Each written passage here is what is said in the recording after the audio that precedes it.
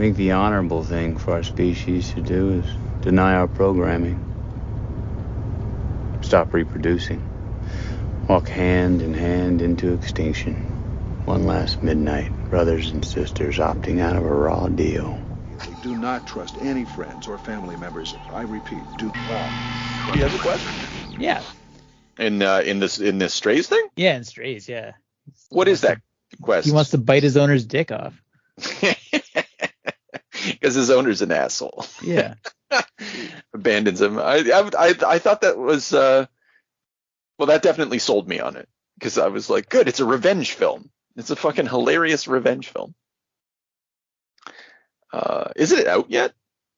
It's out. The early reviews are today. pretty terrible, actually. Yeah. Today was the day. People are just saying it overstays its welcome. Like really rated R too. An hour and 30 minutes too. Your absolute favorite, James. Yeah.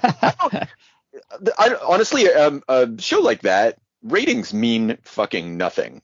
Like, I don't know, any of other Will Ferrell's movies, like, are they ever like 90%, 80%, 70%? No, I mean, why is it rated R though?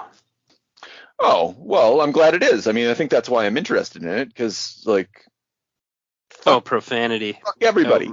Outrageous profanity. Yeah, when they're humping all those gnomes and stuff. Yeah. Jokes about genitals, excrement, and urine. Is that all it takes to get a rated R fucking rating now? Oh, wow. If we've fallen so far, that's like, if you're talking about shit and piss, then suddenly we're dealing with rated R. Oh, crude sexual content. I guess we're going to find out what that is. The fucking dog humping? I wouldn't go so far as crude. It's a bit stupid. Yeah, that's weird. Not that this show appears to be children, you know. Yeah, grow up and go on Pornhub like you want to see crude. Yeah. Yeah, children. Yeah, that's children of the world. Children don't watch rated R movies either. Come on. Fuck. Well, they should watch this one. I don't know. I'm going to watch this. Yeah. You're going to sample this? Oh, absolutely. I think we should sample this. I think We3 might want to sample. I would be a pick it. Oh. Welcome to the Extinction Agenda, everybody, with James. Chris.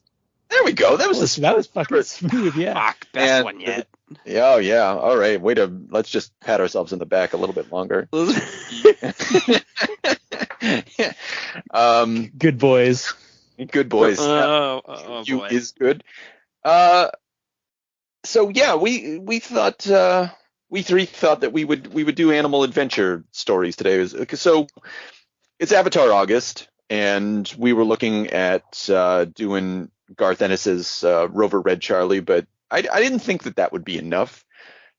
And maybe I'm right, maybe I was wrong, but I thought we would supplement it with Grant Morrison and Frank Whiteley's We3, just to look at the ways that animal adventure stories can be perverted and turned violent, and rated R, as Strays is turned rated R.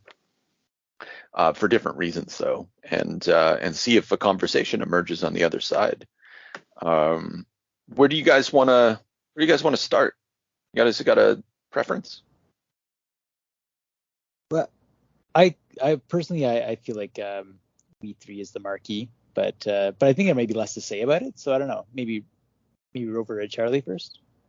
Yeah, I think I felt the same way about We3 when I first read it again, because it's such a fast read, so I had time to read it twice. And the more I thought about the structure, and I was like, actually, there's a lot under the hood here, and I wonder whether or not something more might come out of the conversation than I expected to find. Yeah, but I guess we'll see. We can start. Yeah, in typical Avatar August fashion, we can start with Rover Red Charlie, a Garth Ennis joint from 2014, with art by Michael D. Pascal, who does all the art, except the lettering. Does everything except for the lettering. And it's a 6-issue series. At this time, Ennis is doing like Ellis. Ennis is working for mostly like a lot of stuff for Avatar. This is where Ennis is either at Avatar or he's at Dynamite at this time, and doing either Crossed or Caliban or war comics, or he does like some police drama, Red Team as well around this time. And this is his only, like, I'd say, like, comedic venture at this around this time in the 2013, 2014, 2015 period. A strange entry in the world of Garth Ennis. Yeah. Sure. What'd you guys think of this? This was not great. Okay. All right. But it did have, its Garth moments, and it was fairly epic. Like, it was a long haul. But overall, I feel like not a lot of I don't know. There was not a lot of location changes. There was not a lot of, there were like a couple like splatter moments, but there wasn't I found it redundant. Like it kind of like did the same thing over and over through issues, but that's just me. No, I can see that perspective. Chris, how did you take it? How did you like it? Yeah, I'm a little in between. I thought it was all right, but definitely not like one of the great Garth Ennis efforts. I liked, I don't know, I liked that it had heart a little bit. I think there are a couple of issues that struck me, like the one with the sick dog, like really kind of stabs in the heart. It's got some good moments, but overall, I think the art is pretty weak in this too. I don't know what you guys thought, but like, is it just weird? Does it change too over time? Like in the first issue I'm looking at, like it almost has this almost stained glass kind of quality, which is like very static and stiff, and then it gets a little more cartoony towards the end. Yeah, I think it's better at the end. Yeah, I see what you're talking about. It pops a little bit more, and yeah, okay, I'm with you on that. That too is good observations. I wonder what happened there. I mean, lots of things can happen in comics or whatever. Lots of things can happen in VR. Yeah, because at least we don't have Digicore doing it. Maybe they had to bring in Digicore at the end, just like clean them up a little or something. But I'd read this before a while ago. Rereading it now, the things that impressed me about it are that it stars dogs. And I know that sounds stupid, but like it's really fucking hard to draw animals, and this D. Pascal fucking nails it. And it's cartoony, but they look like dogs, and there's emotion on their faces. And I challenge all the artists, all the comics artists in the world to do this, and like 10% of them are going to be able to do it. That's a good point. And that's so I was fair. Yeah, and then everything else is rendered well. I think, James, what you're talking when you say like backgrounds were lacking, I agree. This is kind of sparse. I don't know if that's because it takes place in all these open country scenes and stuff, but in the city it looks sufficiently city-esque. But then when it gets to the countryside, it kind of just looks like the same place over and over again, even though obviously they're crossing the country. They're on a cross-country check. So that was the first thing that kind of struck me about this and made me feel impressed by it. And then the second one was that it was a really lovely children's story. And there's a correlation. Yeah, okay, but that's a corollary thought, right? And I was like, at the end, I was like, this was a really lovely children's story. And then, and I was like, but wait a minute, shit boy. And what, and then the humping and of Red when he's humping that lady. And I found myself, I was like, who is this for? Like, Garth, why did you do this? Like, you couldn't, you help yourself, like a story of a post-apocalyptic animal adventure story. Like, if you just would have got rid of Shitboy and some of like the just I don't know, even just He toned could have toned it stuff. back just slightly, and it could have been like 14A. I would in a heartbeat have read this with Matthew. But now I can't. And Garth makes it impossible by transcending beyond rated R into just a fucking absolute nightmare world. Yeah, exactly. Yeah. And so that was the second thing that that struck me about it. I was just like, this is an incredible, this is hard. This is really hard to do. And he pulls it off, but like he just mars it needlessly because it's Avatar, because like I know it makes him laugh. Like that Shitboy stuff. For anybody who doesn't know, get it good and clean, boy.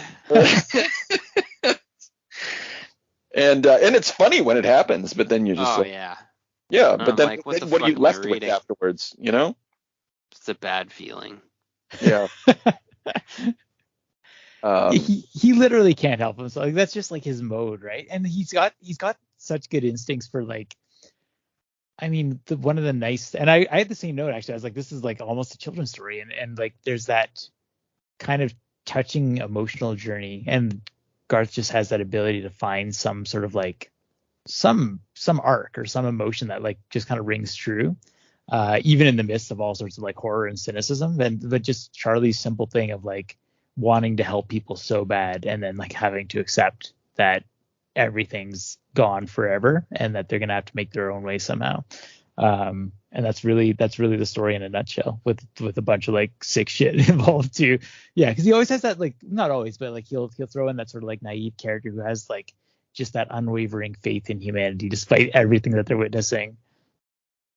Yeah, and to perverted effects sometimes too, like that soldier dog that they encounter. Like there's the so basically, sorry, this story takes place. It's basically crossed happened, and the dogs survive it. All the animals survive it, and then they're trying to get across country because it's understood for whatever reason that the other side of the country is like some sort of dog haven. But so they come across this caravan of American soldiers, and all the soldiers are dead. And there's that dog who, I'm a dog, I'm a dog, I'm a dog. Perimeter secured, position actively defended. You know, like it's a different sort of faith. Well, it's in the American flags flying high through all the panels. Yeah. It's the stupid blind American faith. Yeah. In themselves. Or there you go. Yeah. That's true. Yeah, and that's a really significant moment too, because that's like that dog is when after Charlie encounters that dog, he starts to see himself differently. He starts asking questions. Like they kind of realize that dog has all that he wants. You're never going to talk to it because it's stuck in that mode of like, I'm protecting this caravan. That's what makes sense in this world. Like, fuck everyone else who comes near it. And Charlie kind of takes from that, like, I can't get stuck like that. You know, I need to move on. Things have changed. And now I'm having all these thoughts about like, you know, I used to just want to be told what to do, but now I want answers. I have questions. Yeah. And then immediately after that, they find the sick dog that you were referring to, the poisoned one.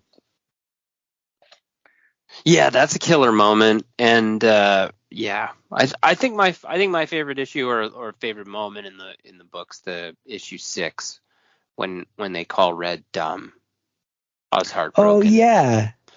I didn't like that. Because they were a dream team, you know. Yeah. And then obviously all's redeemed in the most epic ending of all time. So I can't really, you know, I'm backpedaling on my initial take on this story, but I think I was maybe the third thing that I ought to have noticed is that it was so affecting upon reread, and I found myself liking it more because I was a little. Because the first time you're reading it, this thing is shocking. You know, you're just like, what the fuck? Oh God. It's true. And then once you know what you're in for, you know, like what to expect, you can spend some more time with the emotional matrix behind all this, and follow the characters through.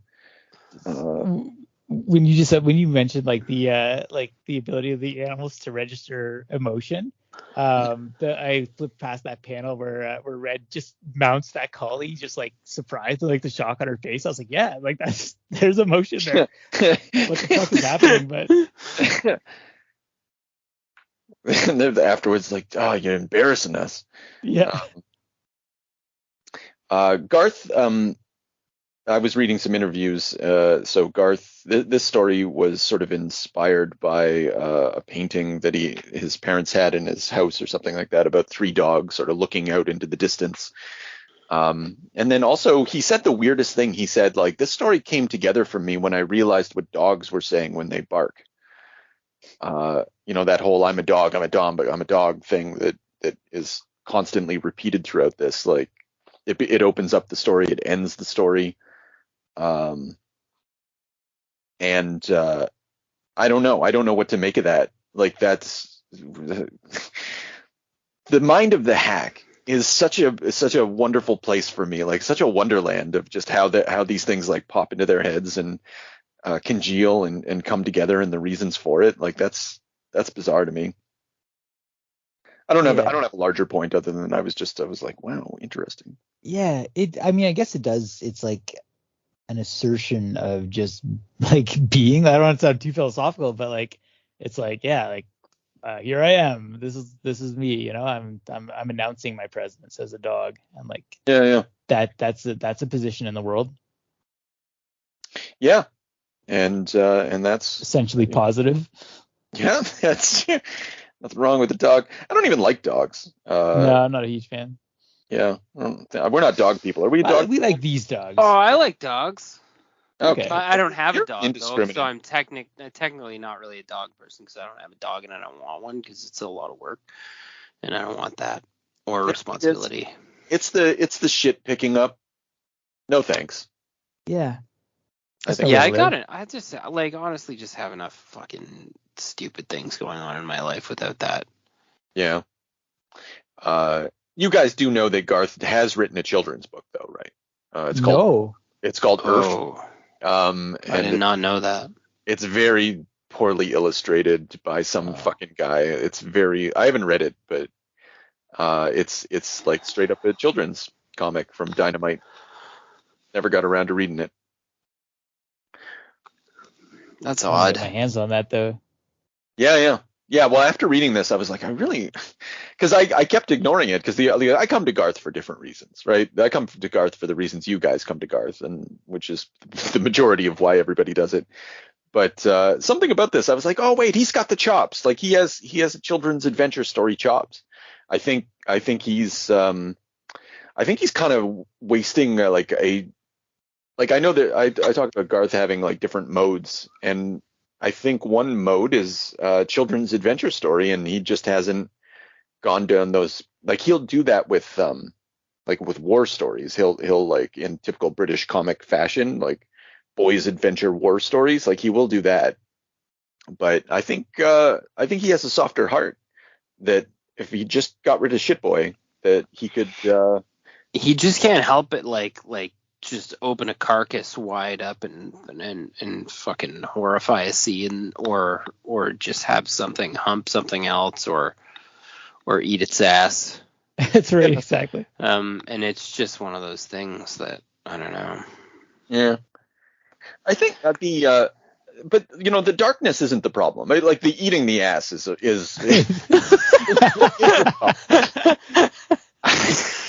like. But I'm like, in our chats we were talking about, like, briefly mentioning like Watership Down, and I watched Plague Dogs, like all that. What's this fucking guy's name? Richard Adams. All that Richard Adams animal, animal experiments, animals getting bulldozed, shit like that. There's plenty of very dark in children's literature. Yeah, and with these animal stories, and I think Garth would be perfect in that mode. Like, he was so close in this, like with the post-apocalyptic landscape.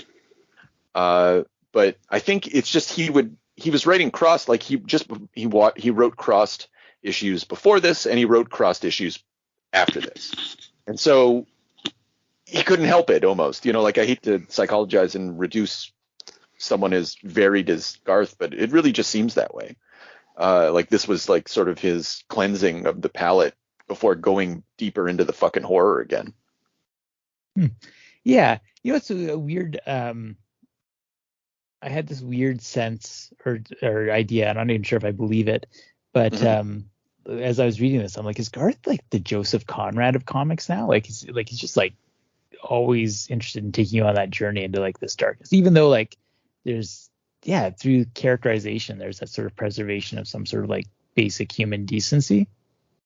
Wow, I think I see what you're getting at, and I there's definitely that's one of his streams, and definitely when he's doing horror or Crossed or something like that.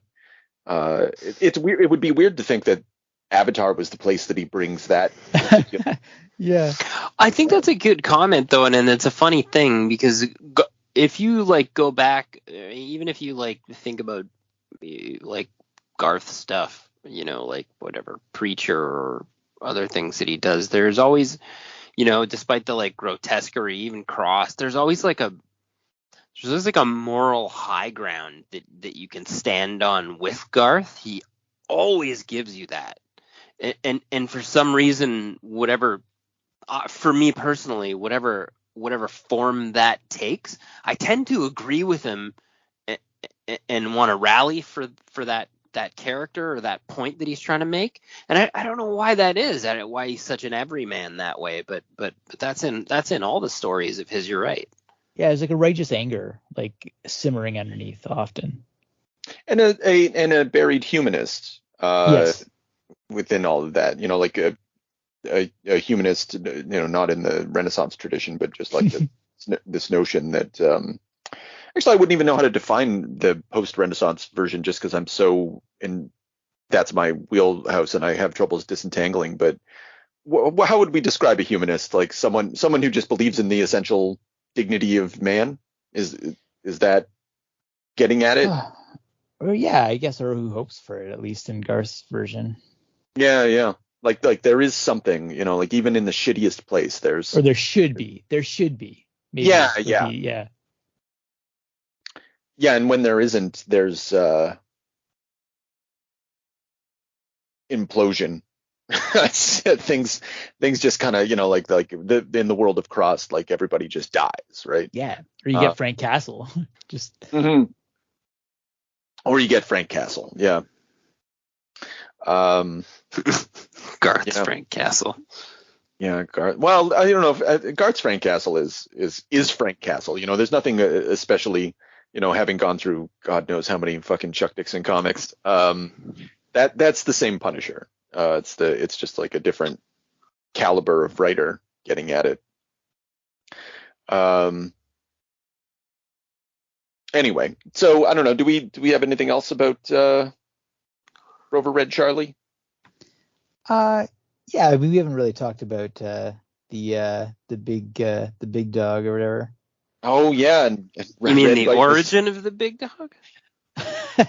That too. Jesus, yeah. Well, that's actually like, not that this is a super deep comic or anything like that, but like it is kind of about, I don't know, like internalizing power. Like Charlie is kind of like taking on a view of the world where he has to be told what to do, and then this dog is like, has this horrific backstory of being like a fighting. It's like just like this giant. I didn't even know what kind of dog this is. Like a fucking bulldog or something. No, bulldogs are small. I like that it's the size of a car. It's the size of a car. Like, yeah. Just purposefully poorly rendered. So it could be like the ultimate supervillain. Yeah, it's massive, and it was trained as a fighting dog. I'm watching it like beaten, starved, and then if it won the fight, it got a steak. Yeah. So, and sometimes it's in porno shoots and that kind of thing. The Gimp's feeding that woman like lines of blow. Yeah. And that's like just like where this dog like hung out and learned its moral values from.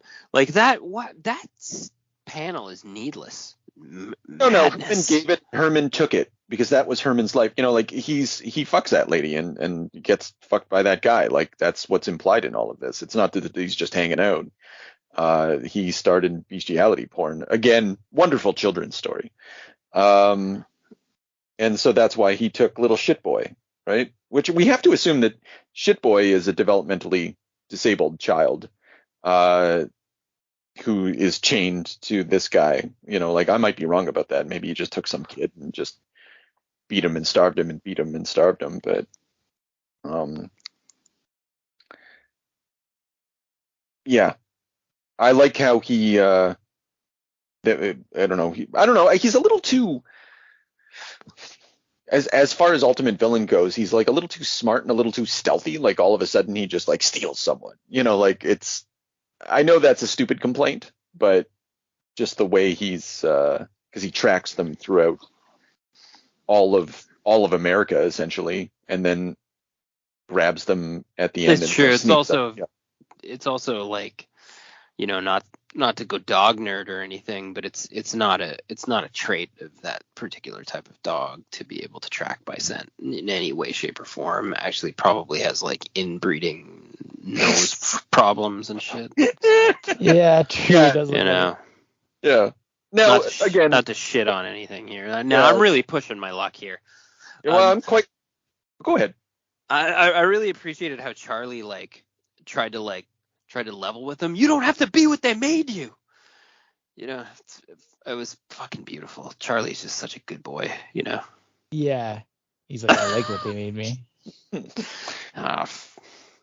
Yeah, but that gets what you were saying, Chris. Like we see it over and over again, and that's Charlie's struggle throughout all of this, is to avoid, well, we might even say Pavlovian conditioning, right? To get through conditioning, and in order to, and this ironically is the sort of the humanist core, because it's within a dog, to find yourself, and I hate to be saying this, but like you said, the I am a dog, I am a man, I am a man. It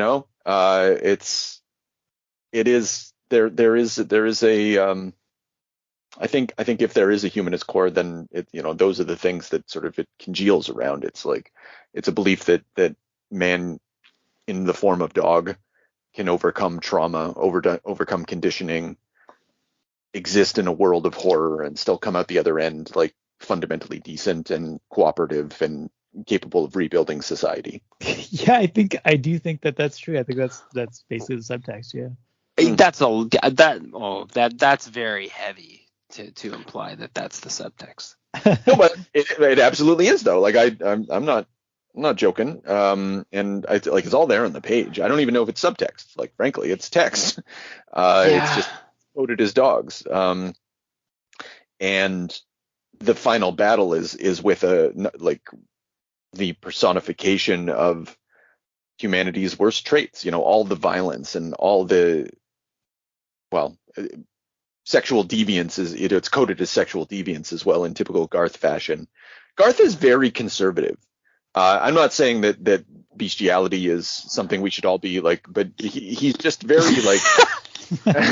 But what I'm getting at though is like, if he wants to make someone bad, like if he wants to put someone like some perversity around someone, he just puts some people in gimp masks around him, smoking coke, not smoking, well, probably smoking coke too. Some intimations of bestiality, like there's these very simple codes that he employs in order to say bad person. That's pretty fair. Well, in like when I gotta be careful about how I'm phrasing this. It's just like the trappings of weird sex becomes bad, right? And you never see, I don't think, I'd be happy to be proven wrong, but I don't think you see any like middle ground there. Yeah, it's like all hedonism kind of like leads to one place. Yeah. And I guess that's what I mean. And there is that's, I mean, Garth's a sensible man, right? But still, and I would love sometime to like dig into, again, I think Preacher is a perfect example of it, of the armadillo guy or whatever, the That the beginning. Yeah, but not just that, but also Garth's fundamental, like, not conservative vision, but I mean, just the way that he grapples with, like, the politics of Preacher is. I know it's decades ago at this point, and perhaps Garth has moved on, but I feel that he hasn't. I mean, he has more contemporary works that would allow us to get at some of that, but anyway, that's neither here nor there. I like when Red bites this guy's dick. With just that pause, It's like right on the testy. Is it? Have the full shaft. He might have a testy. You're right. Yeah, it's difficult. Yeah, it's rough either way. It's a good moment. Oh yeah, there it is. Yeah, that's definitely a testy. It's like a dog catching a tennis ball. Yeah. You think hasn't had worse? And that's such a great Garth moment. He just rips his fucking leg off. Oh yeah, and you really think that's the end too? Yeah. The throat tear out's the key reveal. Yeah. It's okay. He's just so good. Yeah.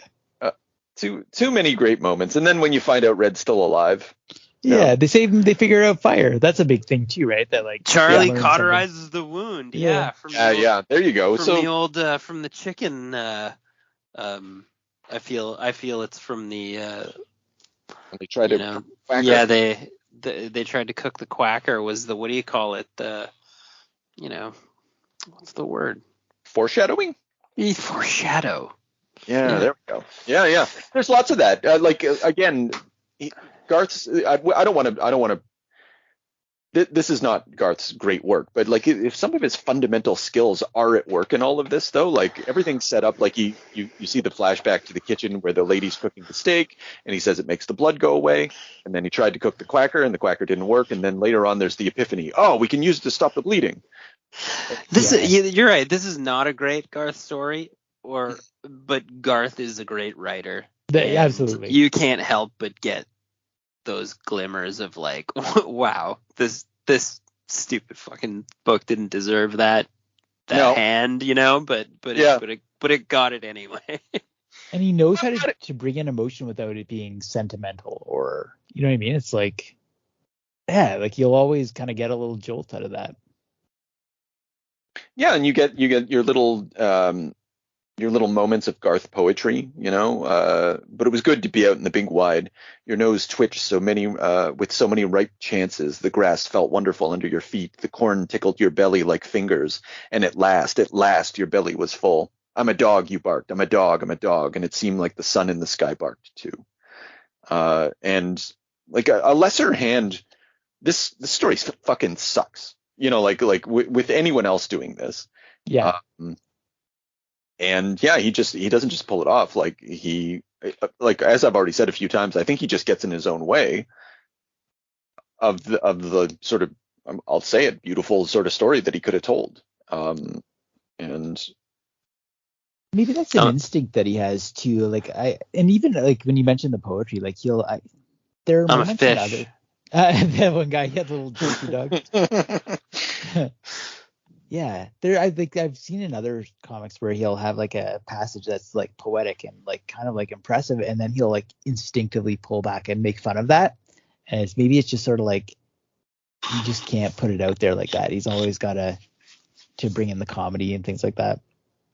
Yeah, I wonder if that's a reaction that has, maybe Garth needs to read his own story here, because like if so, then that's a sort of conditioning that probably emerged from having written Vertigo books. Like how do you stand out from Sandman and Alan Moore and Warren Ellis and Grant Morrison and stuff like that? Like Garth's way was to like poke fun at that shit. True. And to be the funny guy in the crew who actually was the best writer out of all of them. Well, except for Alan Moore. Right? I think Grant's got. I actually find Alan Moore a little. I'm gonna say it's overrated. Well, that's fair. We can absolutely disagree about that, but that's fine. Maybe he's not as consistent as Garth. Garth has a smooth finish, but And we can all anyway, agree that I Garth's did also, A-list. yeah, he's in the top 3. Fine, we could have that conversation because like Even Warren's very consistent. he is, but he's not. I mean, just think about how we talked about Super God, right? Like we. Oh yeah, well, Super No, God was a bad. Super God was actually weirdly bad for him. I think I thought it was pretty standard. I've read and continue to read, but like Warren never makes you feel anything. That's it. Yeah, like he doesn't have a heart. His story don't have a heart, and they don't have a proper poetry. They have a entertaining, as we were saying, like didacticism to them, or entertaining for me. I know Chris, you're not a big fan. He's funny from time to time. He will make you laugh every once in a while, but his bitchiness is really annoying. Where like Garth's never annoying, I don't think. No, because you can commit you I don't know, whatever, you for whatever reason, like I feel like I was saying earlier,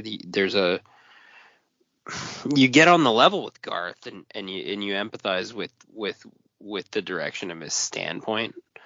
Warren's yeah, you can tell that you wouldn't like him in person. Yeah, there's a guy I'd never want to meet in real life, because then yeah. Definitely. Well, even before the accusations against him. Yeah, that also actually makes a lot of sense into why he can't like make you feel anything. Because it's hard to empathize with someone like that. Maybe Alan's got the same thing for me personally, where I don't think I would have anything in common with him. Oh God, yeah. I wouldn't want to talk to Alan Moore. No thanks. I talked to Grant Morrison, and maybe that's a good transition over to We3. Let's have a conversation, Grant Morrison, shall we? Okay, when did this come out? This is 2004, 2005. Did you look at the cover dates on this fucking thing? What the fuck? We've got October 2004, then December 2004, then March 2005. That's Frank. Yeah, that's absolutely Frank. He's so busy. Yeah. So when does this comes out? So New X-Men's done, and so this is a period when Morrison's doing, like, they will always do the their tentpole series, and then do a bunch of creator-owned stuff. Get their juices flowing, and then they kick into something else. So they did New X-Men, and then we got Sea Guy, We3, the Menorama, and then afterwards Seven Soldiers, and we're not going to see All-Star Superman until 2006. Fuck, what an incredible period, eh? Oh yeah. This is choice fucking stuff. I mean, I don't think Morrison actually stopped producing great stuff, but like this is a great time with lots of excitement, and then Batman's going to come after this, and the good times continue. When was the last time you guys read We3? I hadn't read it since I bought it, I don't think. Right. I bought it as a gift for someone probably about, I don't know, like 8 to 10 years ago, and I read it again then. So yeah, it's been a while. Okay. Well, how do you feel about it now? I mean, amazing. I'm sure. Brilliant. Yeah. It's great. It's such a visual ride too. Like that, like nothing like it for visuals. Even among Frank Quitely's books, like visually, it's just on another level. Like I don't know, because it's just there's so much happening. Yeah, I think this was Frank with Quitely. I think a couple things have happened. He stopped collaborating with Jamie Grant on inking. They got coloring and digital inking. I think that's a mistake. I think Quitely isn't doing as good he's not servicing himself to the extent that he could. What do you mean? Collaboration. Well, I just mean he's not. No, I'm joking. No, I see. Right. And Yeah, I mean, and then he works with Mark Millar. That most of the stuff we've seen from him nowadays is from Mark Millar, and like that's not the juice, man. That's not where you get the juice. Maybe that's where you get the paycheck, which is probably what the motivation is there, but which is fair. I mean, he's a working fellow. Yeah, well, I don't know. I still like that canceled show with the superheroes. Jupiter. I like Jupiter's Legacy. I thought that was great. It wasn't bad, but it wasn't this. I mean, that's the point I'm making, is just like the sort of visual extravaganza. Like you don't get that with Mark Millar, because Mark's a meat and potatoes writer. It's true. It's true. There's a formalism to this. Like, and it's not in the Alan Moore way, but like just playing with time and panels and the fragmentation. And yeah, Mark definitely doesn't think the same way at all. No. And you're right about the formalism, and this is the Grant Morrison formalism, which is very distinct from the Alan Moore formalism. It's Alan Moore's formalism is very rigid, very formal, like it's but this is much more playful, breaking boundaries, shaking up the panel, like there's experimental panels, there's and then you get those with I'm not giving any writer credit for that. Quitely does experimental angles of visuals. Yeah. And then that has to be him, because you don't see it with those writers outside of him. Yeah, well, I don't know. I guess I would love to see the script on some of this stuff. Yeah, that's a good point. Yeah, but I'm not denying that Quitely's an innovator, and like some of the angles that are chosen and some of the images, like that 2-page spread where the dude gets like blown away and the bullets are coming right at you. That's a once in a lifetime. I haven't seen that. I remember that panel for any book I've ever read. There's only a couple things that, like, in comics, like sometimes I don't know if you close your eyes and remember like great moments. I like, if I think of 3 right now, it's that one. You'll probably laugh. It's like Garth Ennis.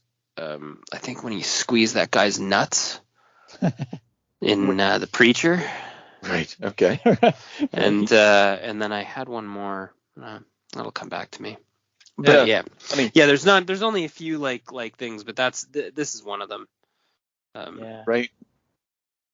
Yeah, it's incredible. The one thing that makes me think that some of it is Grant is the that idea. Like, they have that when they escape, and the scientist spends like pages like just kind of impressing on you like the absolute danger that these things are. Like, they don't perceive time the same way.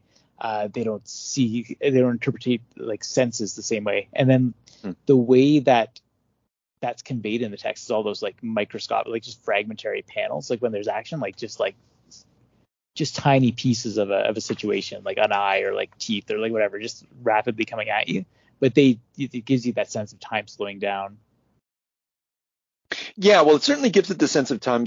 I've been kind of struggling with. I know exactly what you're talking about, Chris, and it's definitely there. But I've been trying to see it otherwise. It still conveys the same, like these broken up panels, this slowing down of time, and these minute.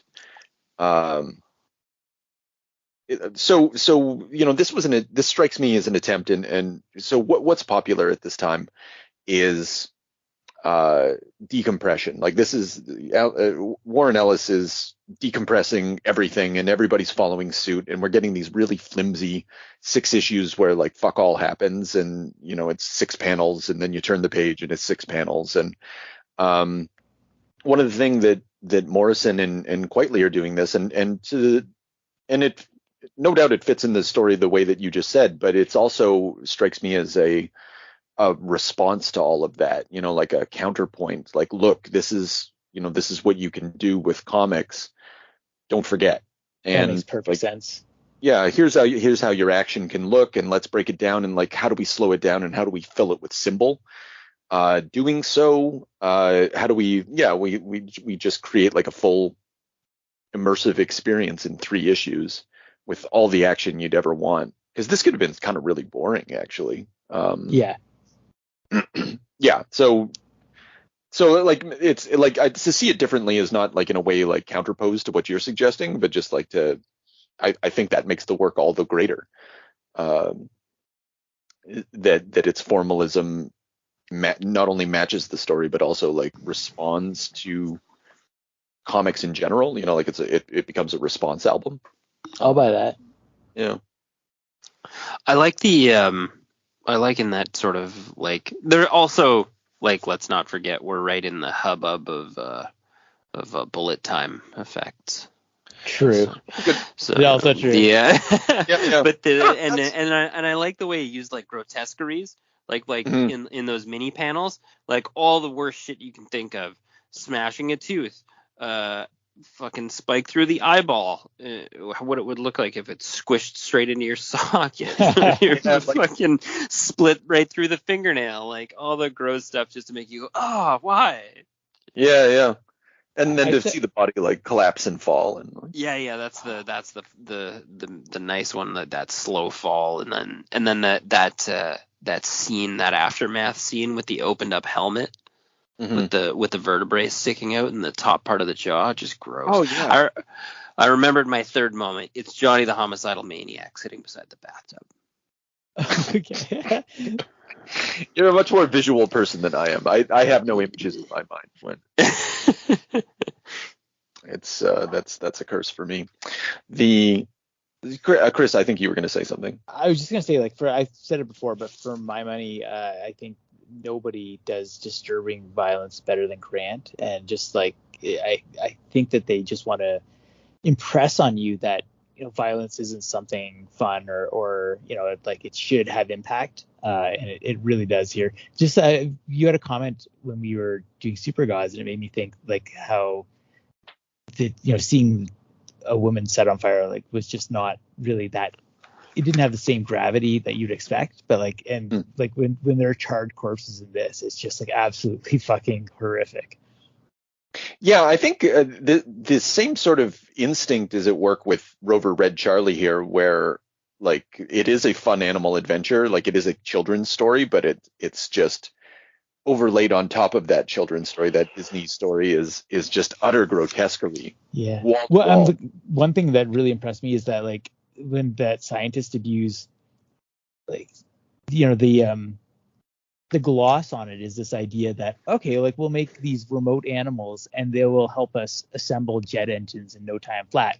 But it's all just like clearly contradicted by the details focused, you know, like this fucking drill headed rat, which like not even like, it's not even just that its head's been removed. It's like it's the remainder of its head is just compressed, like without any thought, just so that it can have this drill. Like, so it's just like this gross mass of like former rat head underneath this drill that's attacking another rat. Jesus. Yeah. And the scientist's like face, his all you see is just this like horrific grin, like just emphasizing the inhumanity of it. Say hello to man's new best friends as it just decimates another of its little rat buddies.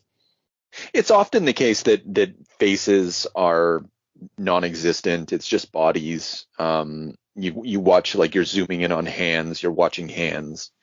Everybody's dehumanized, including the animals. You know, like everything's maximum grotesquerie here. Yeah. Which is really what, I mean, a big part of what this is about, just that the constant instrumentation of animals. Like the dream is to make some sort of remote controlled weapon program, but when the senator comes to observe it, he's like, Jesus, why would you teach a weapon how to talk? And it's always denying the sort of like the nature of these animals, which is that they don't really want to be like this. It's people who are forcing this grotesque brutality on the world.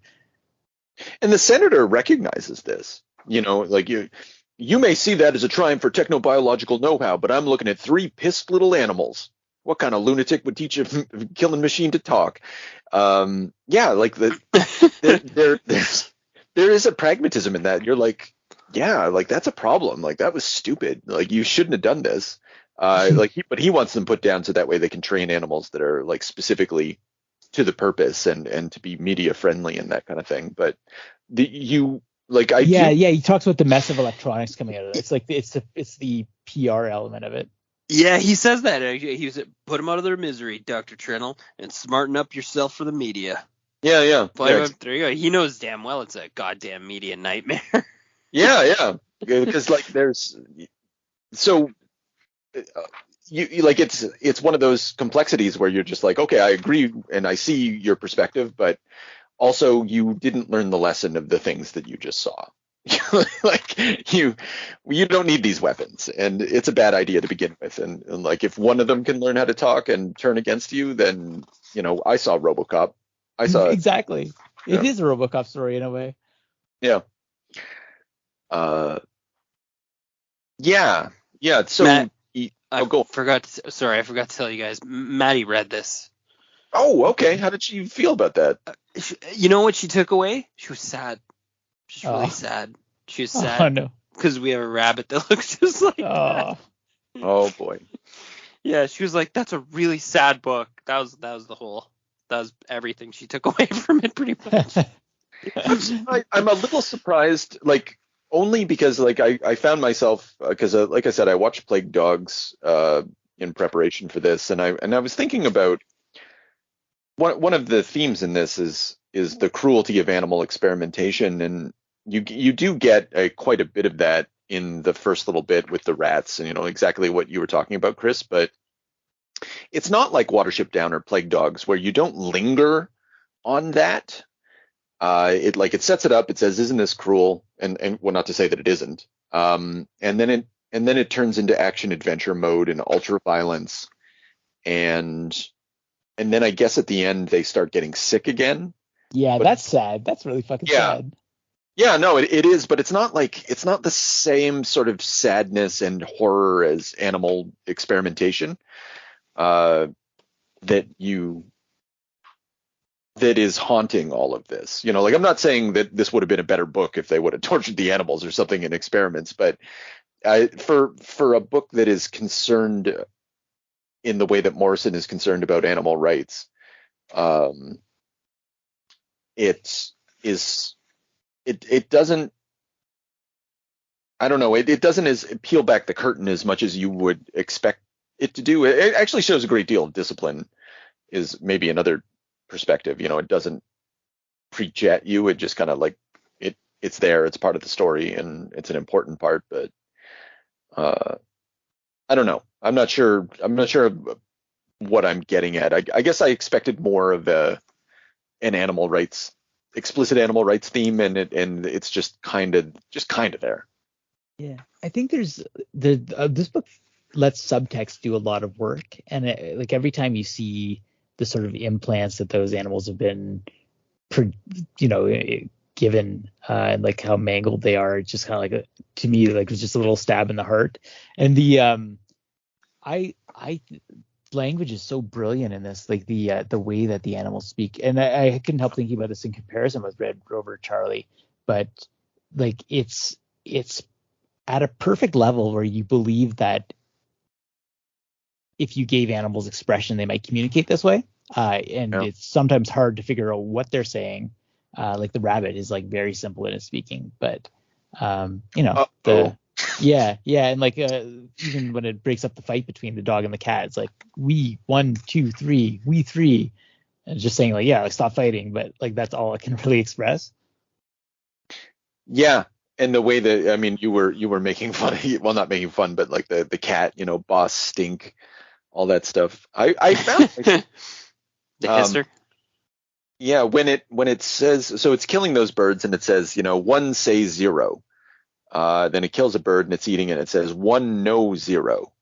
No stink boss. 1 say, 1 no 0. And I was like, what is that? And it's just like he's calling the dog stupid. One doesn't say anything of value. One doesn't know anything of value.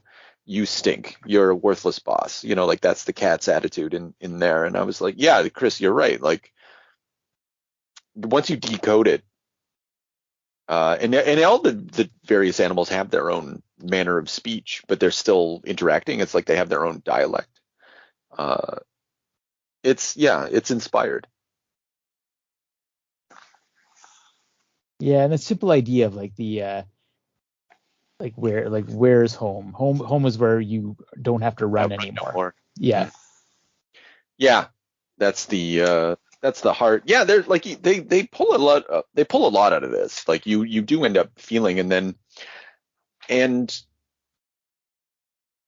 like how does it start? Like I was thinking about not just the way that it zooms in on things and dehumanizes everything through its angles, but it is about.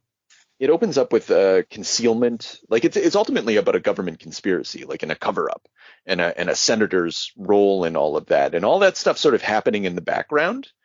We see newspapers at the beginning after that dude's blown away and like Guerrera assassinated, and they open up the newspaper and the people are talking about it, and meanwhile the pet supply truck drives by, and like there's like underneath the regular world is this world of corruption and weirdness and biomechanical experimentation. And then at the end, like the actions of the animals like bring about the collapse of a senator. It breaks it open and exposes something to society. I think that everything, it's not just the violence that is registered up, it's like the impact of the story is registered up. Like this is like there's almost like a revolution, not a revolution, that's exaggerating, but I don't know, it's like if someone it's like if three animals like brought down Doug Ford, right? You can dream. Yeah. Three animals from the green belt on their adventure. Yeah.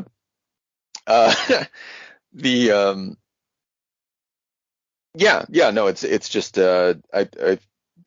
talking about it, I feel even more excited about it than I did earlier, and I'd worked myself up quite a bit about it earlier today. I read it in I don't even know if it was whatever 15 minutes or 10 minutes, 5 minutes, but it and I just like, and then I just went back over it and over it again, because the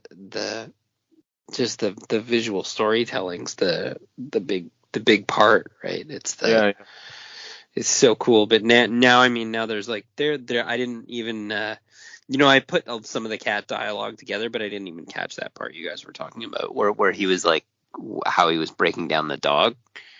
Yeah. How they're like identifying each other, and just like how their dialogue's different, how the dog's agenda is different. Yeah, it's elaborate. To be a good dog. Yeah. He's trying to help the humans. The cat's like, they're dead. Don't worry about it. It's just right. it's so bizarre that he's able to communicate that like through art and broken speech. It's really impressive.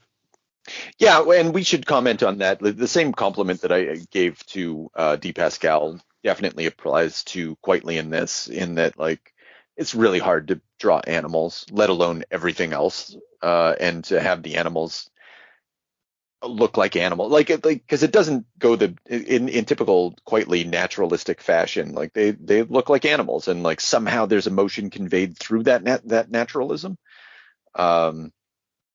I think there's a couple missteps, and who am I to say, right? Because I can't draw with anything. But when in issue number 1, when that first scene, so there's all those, and I got some trivia for you about these like 16 panel grids over a 6-page spread, and how Quitely like organized that stuff. It's fucking mental. But then it breaks into that 2-page spread of the beasts jumping through the air.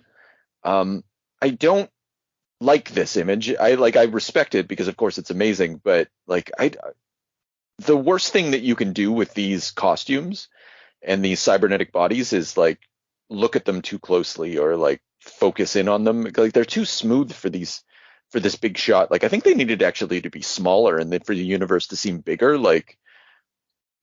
This one always, of course it's Quitely, so there's exceptional elements to it, but I'm just like, this is so bad. This doesn't do anything for me.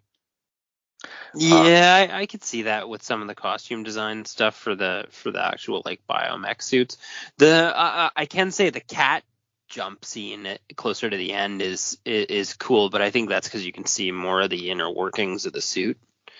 Yeah, and even then, I think it's, for me, like that was the same problem. Like the way that they designed the mech, like ingenious in terms of illustration, but something about it for me, I don't like those full page spreads. Like they're not they're not cool enough. Like this doesn't look cool, and I know that, and I think that's a failing. And so if like you don't have a cool looking thing, don't give it a full page spread. Find another way to get that like Dark Knight Returns lightning shot. But I thought it was really cool. I'm taking this away from you. I thought it was great. Okay, that's fair. The one that really works for me is the 2-page spread where they're running and the helicopters above them, and like all those rabbits are getting just like chunked. Oh yeah, there we go. Bango, because that's a front loader. It's an action. Yeah. We're looking at a great action shot. It's dope. Yeah. Those rabbits getting fucking ripped apart. Jesus Christ. Yeah. So that's how you do it, and then the colorist has more to work with. There's more action in the shot. I think both of those things could have worked well if the figures were smaller, like the other two images we were talking about. Yeah, that's fair. There's just so much good stuff at play too. Love when the doctor gets shot. I like the raindrops falling on her open dead eyes. Real nice touch, classy. And the also the dog, the big dog. Oh, when the rabbit gets shot in the head, and you could feel the bullet hit, and the impact zone is ahead of. It's like spraying blood. The impact zone's ahead of where the rabbits jerk backwards, but you can see where the impact zone for the bullet was ahead of it. That's unreal. That's not common for an art. No. Okay. I mean, we can only jerk Frank off so many times, but oh no, I don't mind at all. I Frank it. Yeah. But that's right now. I'll give him a handy when we talk. That's an uncanny skill. Even the dog too. The dog. I don't know if you guys saw this. At one point, has those lights on his suit up high. The bad dog. Okay. And it's like a RoboCop 2 effect. It's like coming down with those spotlights on you. It's very cool. Very cool. And I would imagine very difficult to color. Very cool. Yeah, poor Jamie Grant has a very difficult job ahead of them in all of this, but. Yeah, like I don't know if they got an award for this. If they didn't, I don't know what the fucking Eisners are for. I don't know what they're for. if like this didn't win in 2004 or 2005, like I'm sure it won something. But like honestly, what the fuck are you guys doing? Like that's discrediting. This is discrediting to an entire industry. I'm gonna look this up right now because like getting all weird. Getting mad. It's getting mad. Yeah. It's like, I'm done with comics. This is bullshit. Well, the Washington Post read it on my trade paperback and said realistic and relevant. The Atlanta Journal-Constitution read it and said startling, disturbing, and perhaps enlightening. A provocative tale. Oh, do you want to? Okay, I'm about to fucking go off here. All right, so it won Best Penciler / Inker Eisner Award for We3, like Frank Quitely did, tied with John Cassaday. For fucking what? I wish he would have lost. I would rather he lost than tie with John Cassaday. Like I like John Cassaday. Tied with John Cassaday for what? John Cassaday did like half a good book one time. Well, I'm saying that. No, it's fine. Yeah, we can agree to disagree. You know a million awesome John Cassaday. Hey, where is he? Oh yeah, he's fucking nowhere. It was for Astonishing X-Men Planetary. No. Yeah, that's absurd. Like, actually, and Jeff Darrow's in the running too. Like, Astonishing X-Men was lukewarm. Yeah, that's fair. I mean, I think. Okay, well, we're going to get off topic. Cassaday has very poor costume and character design, but otherwise is pretty dynamic and exciting. Really, like a lot of great facial expressions, or that same fucking Mortimer face on every character. Well, Looks like a it's hardly any come better. on, he's not very good. All I'm saying is that if he would have tied with Jeff Darrow, I'd be a little less annoyed right now. But he tied with John Cassaday, and I don't understand what the world means. And I'm done. Just I'm walking away. Maybe he got reviewed by that same Dinky from IGN. Oh, okay. That's, yeah, okay. So that was a reference to someone writing about Zardsky, who Chip Zardsky. Yeah, well, okay. I feel I've only taken gonna us say off his the map name here. that way from now on. Oh, that's fine. Oh, there Chip we go. Zardsky. What? Jamie Grant wasn't even nominated for best coloring. So fuck the That's world. absurd. That's Yeah, absurd. Fuck the world? Yeah, I'm done. That's it. 2000. I was done in 2005, and I didn't even realize it. This is my favorite end to a podcast.